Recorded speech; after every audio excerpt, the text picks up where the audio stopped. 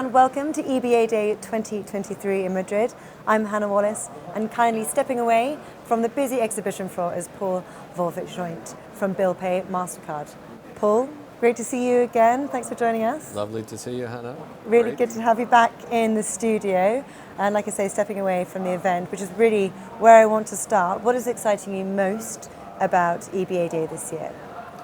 Well, it's great to be here in Madrid and the center of Europe.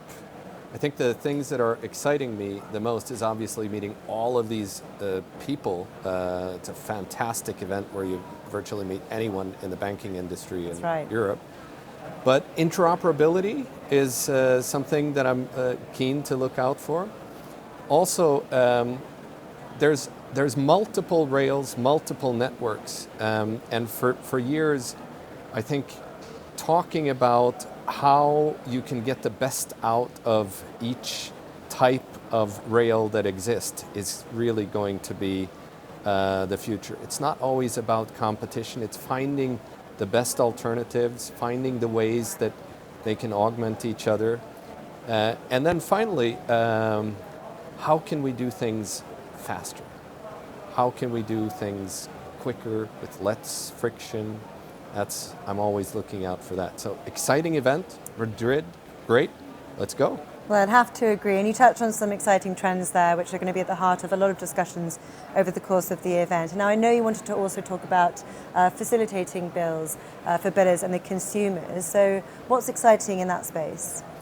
Well, I think for consumers, there's two interesting things happening.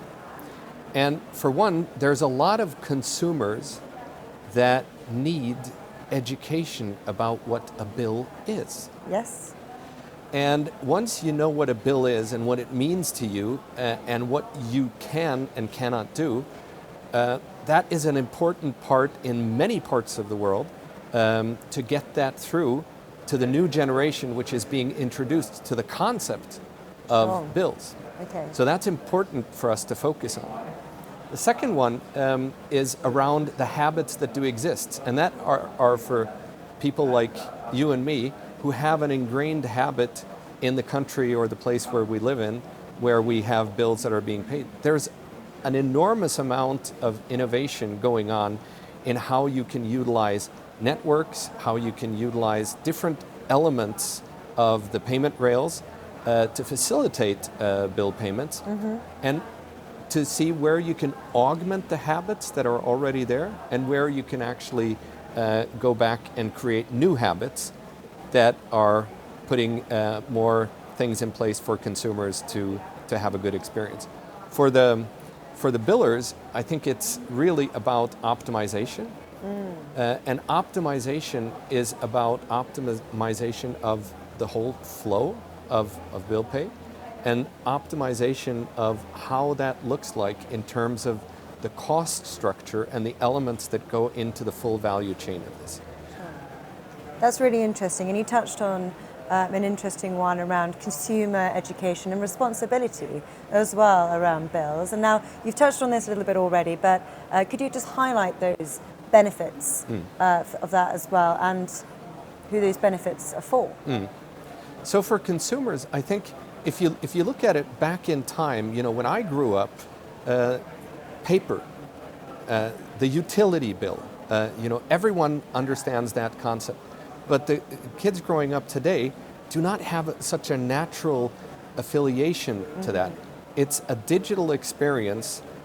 So the parts around paying your bills is enhancing that digital experience that is putting in place a recognition that this is something that is efficient, it's good for the environment, it's digital, and you can also see that in retrospect also gains the billers when they optimize their flows and look at how this can actually have a positive impact overall. I think the whole notion of making it as frictionless as possible, but at the same time so that you see that there is an effective way of doing this without introducing elements that are not good for our environment, that are not good for how you interact, and that are flexible enough to cater for the life that you want to lead. There's obviously also, some rough times going on in a lot of countries. So then you need to make sure that this is very transparent and flows in such a manner that it makes sense both for consumers, but also for billers. All right, and that's where Bill Pay comes in as well. So I'm interested to end on what you're doing in this space and what's next for Bill Pay as well.